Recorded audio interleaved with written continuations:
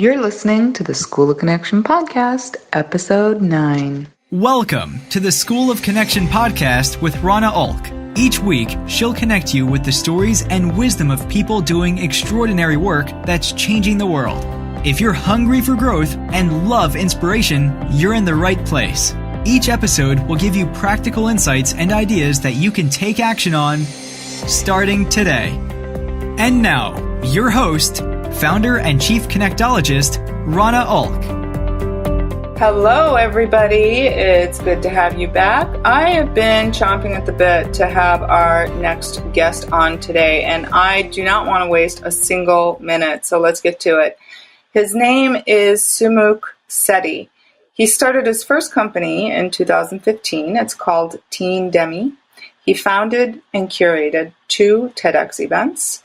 He's hosted a radio show called TGIF, Thank Gosh It's Fresh, and he's interviewed some of the most influential leaders in Silicon Valley today. And here's the thing. He's barely just begun because he's only 19 years old. I feel very privileged to be one of the people who will get to witness the world that he's no doubt going to play a big part in bettering for all of us. Sumukh, thank you for being here. Welcome. Thank you so much. I'm really, really excited, and I'm super, super grateful for the opportunity. You're welcome. Thanks for coming. So tell us where you're joining us from. Yeah, it's super exciting. I'm joining you from Babson College in my dorm room, and I am where I am currently a sophomore, and Babson is the #1 school for entrepreneurship, and it's been my dream school. Wow. So how old were you, would you say, when you got your first taste of entrepreneurship? Yeah, I mean, I think it goes back to when I was like 12 or 13 probably. I think one of my dad's friends had he wanted some Kindle books converted, or some ebooks converted into Kindle books, and I offered to do it for him, and I earned about a good chunk of money, about $2,000, I think. Oh my God! Yeah, so at 13 years old. Yeah, so that was a good sum. That was a good sum of money to have when I was that young, and I'd say that was probably my first taste of entrepreneurship. Who was your advisor on negotiating that deal? My dad. So he continues to be my biggest advisor today. I'm a fan of your dad as well. So tell us about, I mentioned Teen Demi, and that's really what you are still doing. So tell us about Teen Demi. Yeah, Teen Demi's been a wild journey. We basically started off aiming to inspire the next generation of entrepreneurs. And over my time at Babson and through the later parts of my high school, I started to realize that I don't know if entrepreneurship is for every kid. Right. I think as kids we're sold this myth that entrepreneurship is this beautiful, luxurious path where, you work and like all of a sudden your companies get sold and like you're now a millionaire. Right. But I think a lot of kids are hidden from the fact that like entrepreneurship is a lot of like long days, a lot of failures. And so I think, we shifted gears and we started to realize, let's equip these kids with soft skills and life skills so that they can go in and be successful in regardless of whatever they wanted to do. And so we now are in it to not just create a generation of entrepreneurs, but create a generation of better people. And if they choose to go through the entrepreneurship path, that's on them. But we're in it to just equip you with these skills so that you end up coming out of your young years being prepared and ready to kill it in the real world.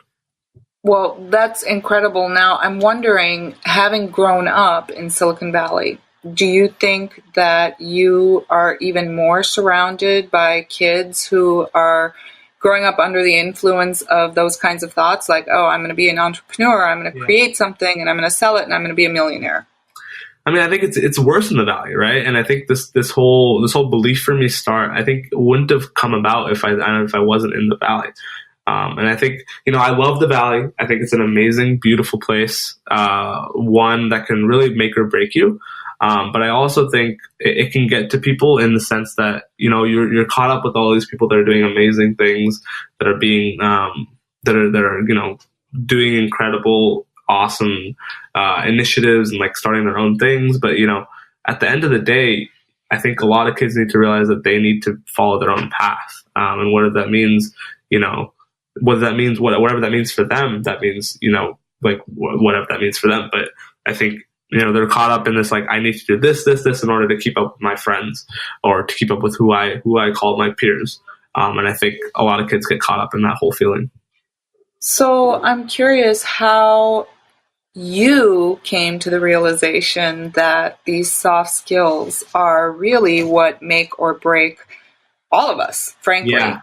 Yeah. I mean, I think it was a combination of not just me talking to, my dad's family friends and like entrepreneurs in the Valley and realizing that success for them never really came down to what they learned in school. Yeah, that was super helpful. But I think success came down to, were they able to network effectively? Were they able to make deals? Were they able to think critically and make effective decisions? Right. And I think because they were able to do all of that, their rate of success was dramatically rapid. It was more rapid than I think a person without those skills. And I started to look at my peers, and I realized, I had learned these skills kind of through osmosis, just by being in the car with my dad and conversations with him, and talking to my family friends. But not every kid really gets that experience. And so I basically wanted to replicate kind of my upbringing, because I felt like my parents had given me a much more well-rounded education. And hopefully I just wanted to replicate that for more kids around my country. And that's a great point to make, I think. I would have asked you, in fact, how much of what you do you attribute to the fact that you had all of these positive influences in your life and surrounding you. Whereas I think it's safe to say the majority of teenagers don't have that. Yeah. And is Teen Demi filling that gap? I hope that, through our work, there's some kid out there that's watching our content, that's, looking at all the interviews that we're putting up and really, taking it on themselves on this journey of starting to personally to look into professional development and, all these things that they can do to better themselves. Right. But I don't think that there's a place where kids can really get started. Like we did a course a while back with a mentor of mine, Dan Walshman, who's like a consultant, best-selling author, and he talks a lot about how to be awesome, how to be edgy, right? And so it's these unique things that I think we want to bring to kids all around the country, and hopefully inspire them to start this journey of becoming better, and overall just becoming able to handle the world's challenges. Yeah. And that podcast, How to Be Edgy, Dan also has his podcast. It's a great podcast for anybody. Absolutely. Yeah.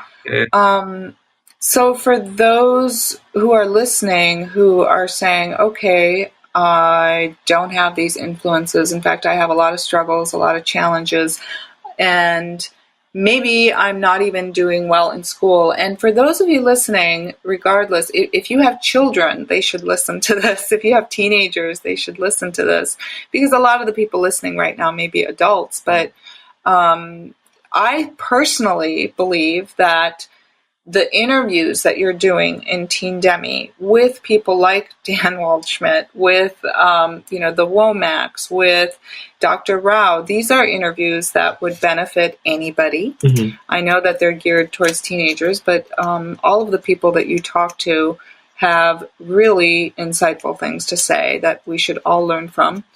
But to those that are listening that are saying, okay, my circumstances are so different, where would you advise them to start? Yeah, that's a great question. One I get actually a lot when I talk to teens who are now in high school and things like that. And actually, just a quick note, we actually did interview Rana on our platform as well. That was an absolutely incredible interview that I had the pleasure of doing, and so hopefully that'll be up before this interview gets out. So hopefully people can check that one out as well.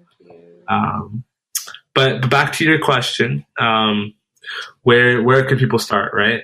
And I think it goes back to really, surrounding yourself with people that, first of all, help you grow, right? Like even if it's like peers, I think those are as well positive influences. So I'm lucky enough to walk out of high school with 3 best friends who push me, who call me out on my shortcomings, and who make me a better person, right? And I think it starts as simple as there. And I think a lot of kids nowadays are like, oh, I need to find a mentor. I need to find these people that I look up to. I need to get close to these people. And I think it starts with looking at who you're really close to now. And if you can't really consider your close friends as people that will push you to succeed and push and support you on your goals, then I think you need to reevaluate who exactly you're spending majority of your time with. But then obviously there's the whole thing of go to events, network, use your family's presence and the things around you as much as possible. You're young and you get to be young once. And so you have the youthful charm about you now, and I recommend using that as much as possible. People love to, I think, help young people because it's the next generation, and obviously they want to see us succeed. And it's just about putting yourself out there. Great. I was going to say everything you just said applies to adults once again, except for that youthful charm part. So, no, that's fantastic advice. So where do you see Teen Demi going if you had your way in a perfect world 2 years, 5 years, 20 years from now? Yeah, that's a great question. We've started to build this online presence. We're at 2,600 kids so far. But I think what's important and what we realize is to the key to building a thriving community is I think also building an offline presence. And so we started to look into our own live event, and then what's become really interesting is we started to have discussions around with events that target executives and those kind of people, and hopefully helping them be the people that help them adapt their content for a younger audience. So hopefully through those kind of initiatives, we can build an offline presence and then truly start curating and building this Teen Demi community of kids that really want to level themselves up. And then hopefully, we start integrating into schools and education and, the government, and then it becomes a nationwide movement. So that's like a 10, 20-year goal, right? But right now we're completely focused on, getting our first event up, raising some money, and hopefully we can go from there. Incredible. So I just want to mention here too to listeners, to remind them, if you don't have people face to face, obviously, and finding people in your community and being able to be live with people and surround yourself with people who are going to push you and be a good influence on you live, that's the best option, obviously. But if you can't find that, that's where social media is fantastic. You can, there's all these amazing groups and people online that are all about whatever it is you're interested in, however it is you're interested in growing or learning. So that's just great. Now, I don't know, you're much younger than me, but do books come into the equation at all in your generation? Do you guys read books for advice anymore, or do you listen to them? What do you do? Yeah, I think a small subset of us do, but I think what my generation, and I think what the generations after us will start to gravitate towards is these podcasts, and then I think it'll move into more bite-sized formats, right? So how can I use the least amount of time to gain the maximum amount of insight? I think that's the question that's going to be answered in the next generation or two through some sort of technology, some sort of new format, whatever it ends up being. I think, whatever can create the most efficiency of learning, I think that's the solution that's going to end up winning. So this is an interesting question. Is it possible to really learn and absorb something, even if you hear it in 3 minutes? If it's simple, yeah, but what about the stuff that requires deeper thinking and concentration? Is it, you think, going to be possible to do that faster? Well, I think you build, right? I think if I listen to something for 5 minutes and then I understand the surface level, and then I listen to, maybe tomorrow I also listen to the same thing, listen to like the part 2 of that for the next 5 minutes, I think eventually you'll start to see that you're building upon what you've already learned, and you're also adding new insights.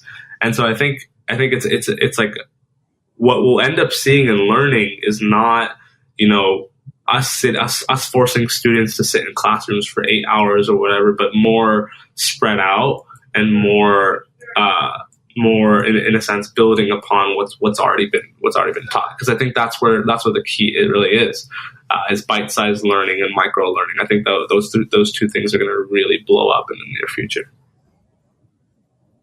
I like you're absolutely right. There are certain bite-sized learnings, podcasts and, Advisor that I absolutely love for those times when those little gaps of time that, we fill up. And some insights, it does just require a reminder. And once you keep listening and listening, you start adopting new habits and new ways of thinking. Yeah. So I think you're right about that. What do you wish... So I'm making you a representative of your generation right now. What do you wish the older generations understood? Or what is it that we misunderstood? Yeah, that's actually something I'm really passionate about, because I think the older generation really looks at us as this lazy and like this unmotivated generation, but I actually look at it the other way. I think we just don't vibe with traditional education.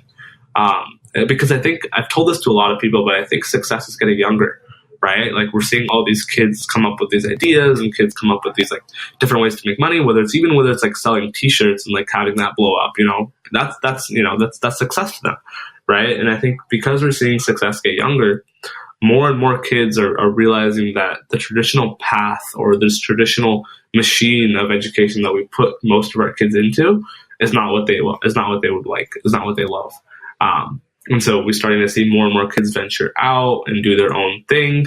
But obviously, because they are taking that risk and they haven't, there's no proven track record for them, I think we get misunderstood as lazy, as unmotivated, as just a generation that will reap the rewards of the work of generations before us.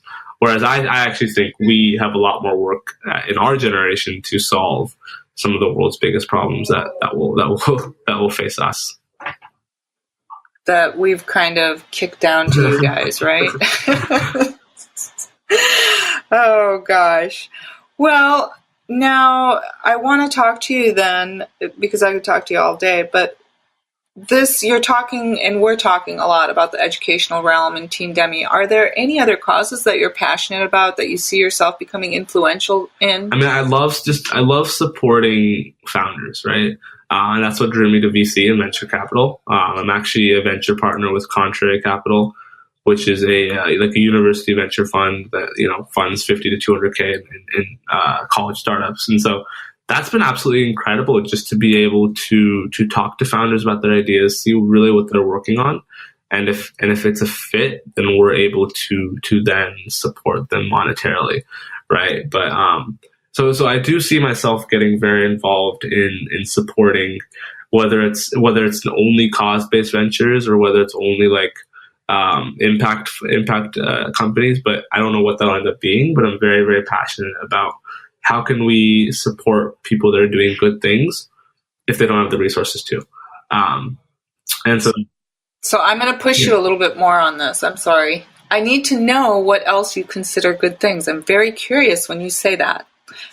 Like other social causes. Yeah. So, is that what you're talking about? Or would it be still in overhauling education, like Mindvalley? Yeah. I mean, I see myself very much involved in education throughout my life, but I'm starting to become more and more into kind of this whole idea of income inequality, right? And that's become a real interest of mine. Just kind of seeing, and that kind of goes hand in hand with supporting founders, because I think if we're able to support more founders that come from disadvantaged backgrounds or are coming from areas where they don't have the resources around them, then we're able to empower more communities, and that just results in more jobs, and that results in more economic boom. And I think it's a cycle, right? And I think it starts from supporting these kids that are I like the term lost Einsteins, which I found, which I learned from, I think, Daniel Siegel, former partner at YC. But I like to use that term a lot because I think there's a lot of lost Einsteins out there that just don't have the resources to really shine. Absolutely. Absolutely. Wow. You talked about success a little while ago. You said that younger people are seeing success, or they're seeing success sooner or earlier at younger ages. How are you defining success? Well, I think success in their eyes is where, they have, I think for me at least, success is more freedom than before, right? Like if if I get a good paycheck or whatever, then, I have more freedom to do what I want, because in my mind, more money means, more freedom. And so I think success is at a point where the incremental addition of money or that incremental addition of freedom doesn't matter anymore, right? Because you already have the freedom you need. And so I think these young kids are starting to realize success younger and younger. And it could just be attributed to the fact that they already have, a roof over their heads, and they can experiment and keep trying different things. But I think it also is a credit to this new age of digital media and social media, and seeing how kids can kind of capitalize on that to, no matter what age they are, to build whatever they dream about and create that financial freedom for themselves. Incredible. Okay. So what are some normal teen things that you do? I'm a huge basketball guy, so I love. Wait, you realize I'm using normal and not like, I'm not saying that you're abnormal, I know. Right? Okay. But yeah, I'm a huge basketball. So I'm a huge sports guy overall. But basketball is my favorite sport. Do you play? Once in a while, but not like anything for like a team or anything like that. And then I love to read. I love to just go, and I love movies. So I'm a huge, I like to go create experiences. And so instead of spending my money on food or material things, I prefer much rather to spend money on things that will enhance my experiences, enhance my friendships. And so that's what I kind of try to live my life by. So I'm very curious about this. Did you grow up watching TV? Yeah, I did. Okay. So I still remember kind of some of my favorite shows on the TV, and well, it was a good time. Okay. So I guess what I'm trying to get at is did you come home, because you went to a traditional school, even though you're not really crazy about it, right? For a good reason, I might add. You went to regular school. Did you come home and study? Were you a straight A student? Or did you goof around because you were smart enough to get good grades? Tell us a little bit about that. Yeah. I think it was a mixture of a couple of different aspects of what you mentioned. I think there were days when I would definitely have a lot of work, and so I would be a little overwhelmed and wouldn't be able to do anything that I really wanted to. But there are also days where I did what I needed to do to get the work done, and then I just chilled or whatever, enjoyed the rest of my day, right? I was the type of person that would look to minimize, I think, the amount of time, but I think even if I was minimizing the amount of time, I would maximize the amount that I did in that time to get the work I needed to do done.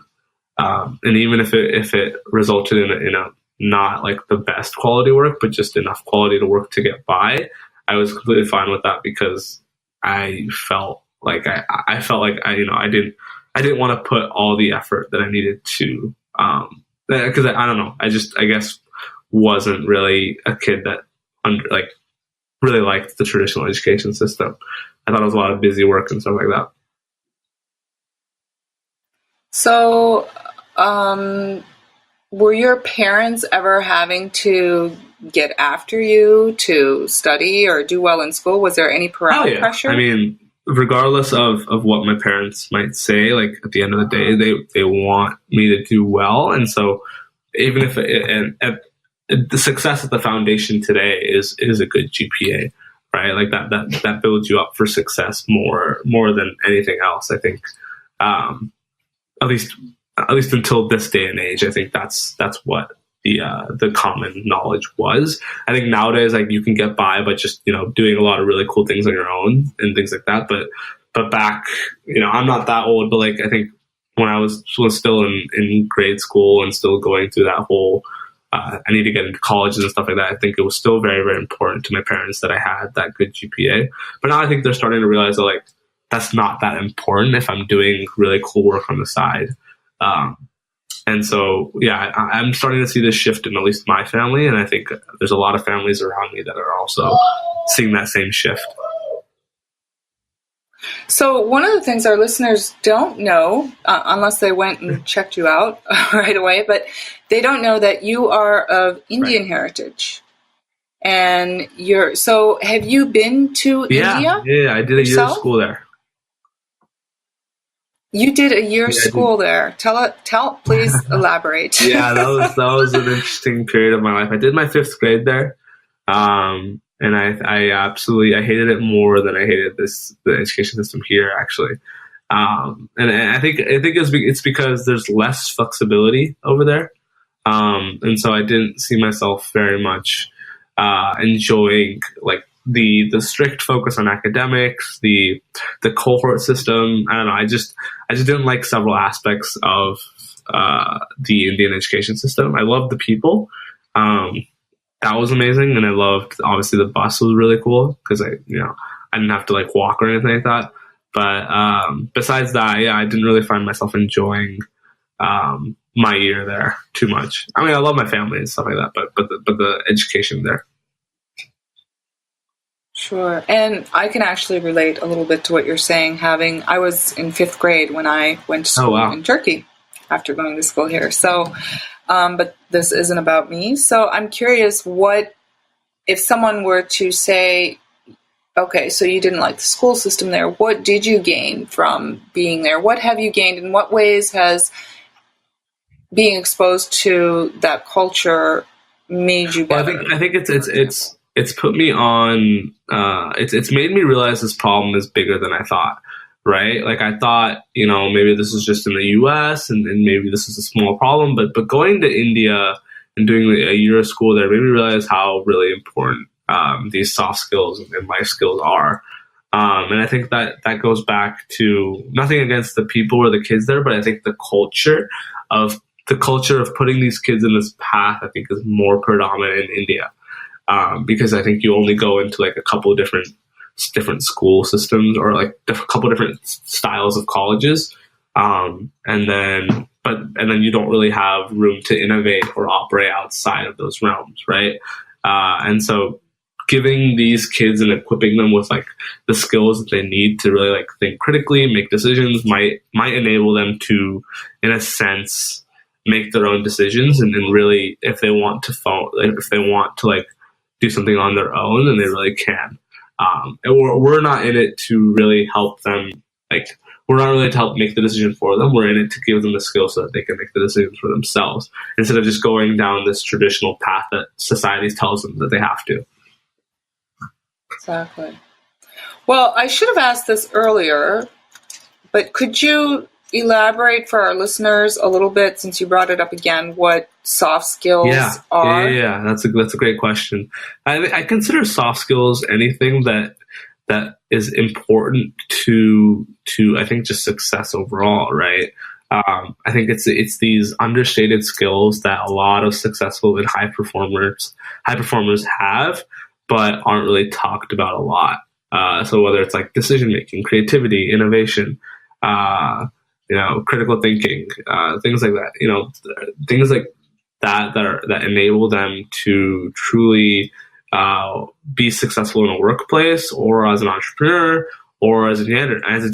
They have the skills that they need in order to make that career, to make themselves shine in that career. Great, thank you. Sumukh, I could talk to you forever and ever and ever, but I know that I've taken a lot of your time. Before we go, and I know you're very busy, before we go, Could you tell us, if somebody wants to find out more about you, where they can reach you, find you, get more information, before I ask you my very last question? Yeah. I mean, I think the best place to start would be to look at Team Nemi, check out some of our content, and then feel free to email me at sumukh@teamnemi.com. So that's just an easy way to reach me. That's very brave. Okay. Should I put that in the show notes? I'm happy to talk to anyone. Yeah. Awesome. That wants to reach me. Awesome. Well, I think, generosity too is one of those soft skills, right? That a lot of the leaders and these people that we know, and the influential people, everybody that I've met, it's very much about generosity and giving, and that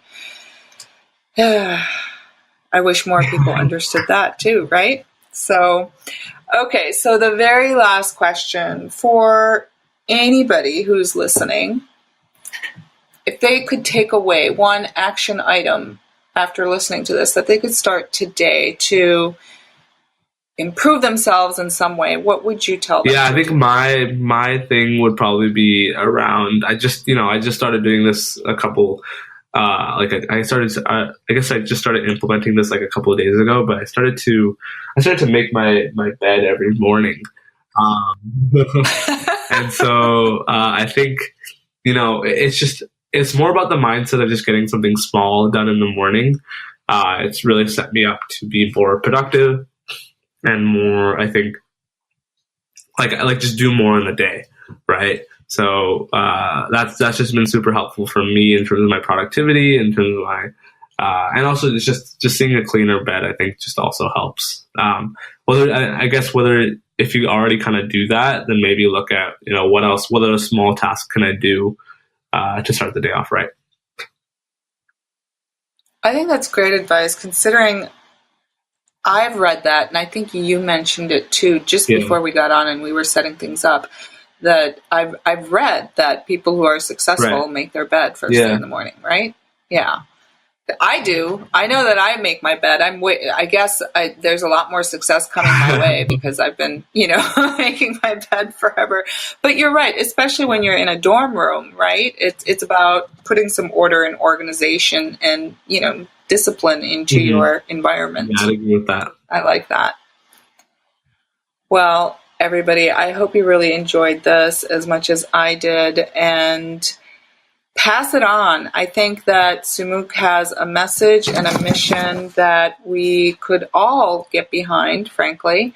It's about our future, and the future belongs to Sumukh and his friends and his generation. So thank you very much. I appreciate the opportunity, and it was a wonderful conversation. So thank you from my side.